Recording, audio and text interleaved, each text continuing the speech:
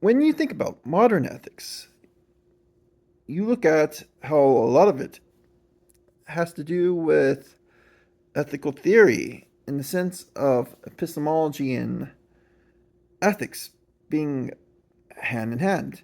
People want to know if there's subjective or objective morality. They want to know, um, how do I know that this act is good? These are fun questions. These are actually perfectly fine, and I would not discourage anyone from asking those questions. But at the same time, I want to know, what do the medievals teach us? Because the main difference we could say is, why do the contemporary people like so much to have this pure theorizing, while the medievals and the ancients were more practical?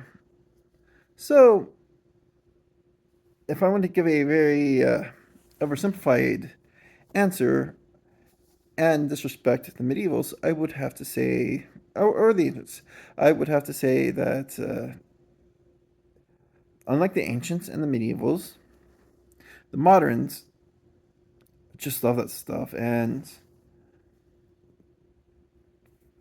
it's an addiction that comes from the Immanuel Kant and the critique that he did on reasoning, and this is fine. And then there's disputes between deontologists, utilitarians, uh, moralist, subjectivist, and so on. But as much as these are good things, and I actually would encourage you to look at this, what do the medievals actually teach us, or the ancients? How did they view morality, and how was it somewhat different? So, as I already mentioned, they are more practically minded. In fact, you could broadly define the medieval and ancient approaches as plausibly virtue ethics or divine command theory, along with others. But I'm only going to give three versions of it. Just three. No more, no less. And then I'm going to talk about it in detail. So, the first one is the according to nature crowd, such as the Stoics or the Epicureans, even. Their main thing is looking at ethics as in according to what is from the human nature. The Stoics, of course, I'm not going to talk much about the Epicureans because their corpus largely is not given to us, nor is the Stoics. But the Stoics have a lot more writings. Well, we just have fragments of Epicurus, Lucretius, and Philodemus. But with the Stoics, we have the Meditations, the lectures of Musonius Rufus, several essays and epistles by Seneca, um, and um, basically a big dialogue called the Discourses and the Handbook of Epictetus. Now, to this crowd, what matters is basically ethics as being more human, because to them, nature is this idea that from our essential nature we should act, and that should have the capability of giving us happiness. Uh, so, as a result, they would basically have this whole entire virtue ethics based off of rational and social actions, because their big thing is that humans, since we talk, we are social. But talking also shows reason because we are able to give complex ideas. And as a result, they also really loved logic. In fact, in the ancient world, you had two strongly competing logical disciplines: the Aristotelian and the Stoic. Now, I cannot talk too much about the Stoic logic, um, right now I'll do in a different video, but um, this premium on logic specifically connects to how humans can reason. And when you look at Epictetus, he actually recommends studying both ethics and logic mostly. Starting, if I recall correctly, on logic, so then you can get the ethical theory correct and be able to do the Stoic exercises with excellence, like is it day? No. Is it night? Yes, and so on, or fighting against your impulses. This type of mentality, of course, has been kind of reviving to a degree as the modern Stoic movement has arisen in the past decade or two. And yet, there have been a lot of people who have taken that movement and turned it towards what it was not as it became more popular. So, when you read a Stoic book, read the Stoics. Do not look at a modern writer or blogger who claims to be Stoic. And thus, they are willing to show you the credible opinions from the ancient Stoic writers. Okay, so that was a tangent, but next I'm going to talk about divine command. It's no surprise that in the medieval world, divine command theory was very popular. You had in the West Orthodoxy, you had Catholicism, Judaism, and Islam. And what's the commonality in all that? They all believed in God. And when you believe in God, your whole entire idea might be, especially if your God is a God of love and has a moral system, that you should do certain actions of morality to worship the God, to repent, to just be a good man or a good woman or whatever. So that's all that can be really said about that. If you want to read some really good divine command theory, just pick up a theological book from the medieval times. Um, Another one. This is actually something really interesting because, like, in the medieval times, divine command theory often existed side by side with this because in those same areas in the Islamic caliphates in the Christian kingdoms, Aristotle was a big influence, and uh, there were versions of Aristotelianism that arose, like the Thomism being a popular idea in the time, and by medievals today, they all seem to love Aquinas for good reason. Then you have the Averroist and Al-Farabi's followers and so on. And they were all Aristotelian, but they also blended a little bit of Neoplatonic doctrines. But I'm going to talk about this as Aristotle's methods of moral investigation. So when you look at these ideas, how did Aristotle start? Because, like, the difficulty is, how can I talk in the abstract about proper human behavior? Well, Aristotle came up with a solution. First, he would come up with a theory. This theory, of course, is happiness, that people seem to go towards what makes them happy. That's why some people go towards pleasures, some people go towards glory, and so on. Some people go to learning. Not only that, but he would look at these probable opinions on what people thought happiness detailed. These were credible opinions, indoxa. And then he would take these as like the proofs. He would investigate the opinions of the many, the majority, the most wise and illustrious, and so on. This is actually a very common theme in Aristotle. I've already talked about it some. I'll keep talking about it because I'm a big fan of this. I wrote my thesis on the function of deductive reasoning in Aristotelian argumentation methods. So,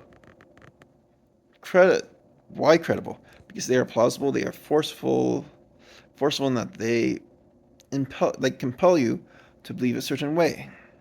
So, Aristotle, he looks at these credible opinions, and what does he do with them?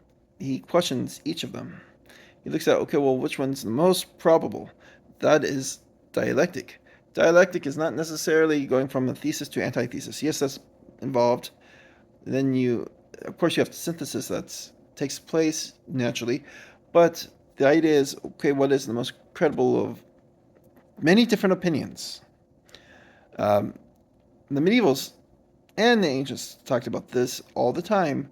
You have several commentaries on Aristotle that you can read. But most importantly, the scholastic method is somewhat derived from this. Of course, there were some differences. I'll talk about that in another big video. But the idea is with Aristotle, you start from these credible opinions of the many, the majority, the most wise, and so on. But for him, he put some, for the sake of ethical theories, he put some restraints. Could not be someone who was suffering from the opinion of someone who was immature, suffering from some sort of insanity, or was a criminal for a good reason. He wants to look at it for the purpose of, in normal contexts, what would cause someone to be happy, because those opinions would be more or less the opinions that you would want to follow towards what's probably accurate in those regards. While someone who's a criminal might advocate for manipulating others or doing crime, stealing, and so on. That will not make you happy, that will make you go to jail, and that's not going to make you happy. Or someone who's insane might lead you to believe things that are improbable. We have to remember in the discourse, and like in the dialectic, Aristotle believed that the improbable opinions are either opinions that are absurd or against human will. And if you're suffering from insanity,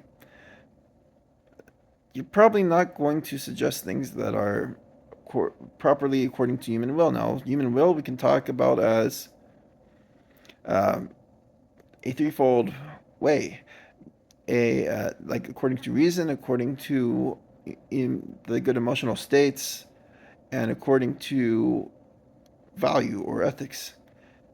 Because those things kind of motivate people, so they are properly of the will. Now, there are different opinions that are given by different authors on the will, and I'm going to do that in a detailed video in the future. But insofar as ethics, you still have this idea, credibility, uh, you have this limitation towards this idea of, okay, well, under normal circumstances, by people who are not uh, immature, insane, criminal, what would happiness be? Then you have these different theories that emerge. Then you debate amongst them and you see what is the most probable of all of them. And that's your answer. Then you start doing a demonstration from whatever things that seem to be general or, in logical terms, universal amongst all. Then at that point, you go down towards the necessary, which is, of course, your final answer, your conclusion. And Aristotle does this, and in his Ethics, both the Eudaimonean and Nicomachean. And it's a very valuable method. He is just like us moderns. He's interested in, okay, well, what is the most objective view of morality? Or what seems to be the most reasonable? Or what seems to give us the best guidance? And he does it. Then he gives us several chapters on virtue. First, starting with this idea of like virtue as in between a deficiency and a excess, um, which is funny because when you look at how he talks about logic, he talks about extremities versus the middle. Of course, he means it in different senses, but it's just an interesting comparison. But when you look at this, he is building a case for his ethical system, and it seems to agree with a general consensus which he has found. Does that teach us anything about whether or not morality is totally objective? Well, that's difficult to say because it could easily be a construct from several different opinions within a certain area, but it could also be totally true. It could be anything. But I would have to say that when you compare what Aristotle is doing, he is focusing more on the practical, but the theoretical um, notions could be filled in. He's using dialectic, and there's a logic of morals. This is very compatible with several theoretical systems that we have today. Moral realists could use Aristotle to argue that there are moral facts, which, of course, moral facts being the same as epistemological facts. And when I look at it as a dialectician and a philosopher, the morality goes from these credible opinions towards a more necessary, true opinion towards the end, which I would have to say that there is definitely some type of objectivity there, but I'm not sure. Like I'm not really sure if we could totally see a subjectivity involved or a total absolutism that's involved. But we at least have a logic of morals that develops. So that's what you get when you have the ancients and the medievals. You have a logic of morals, you have practical uh, judgments, you have basically not just theories, you have, okay, how do you get actionable ethics? And I think that's something that would add to the discourse. It might even help you look at a more theoretical and pragmatic approach to ethics. This is a long video, maybe my longest. Just a quick summary. You have the according to nature crowd, you have the divine command crowd, you have the idea of the Aristotelian abductive dialectical uh, approach crowd, and they all teach us some good stuff. They all teach us some things that we might want to consider. How to be a good person in a way that's actionable. You're not just drowning in theory. You are rising above through the ladder of good theories towards being a better person and getting that happiness. Thanks for watching. Like, comment, subscribe.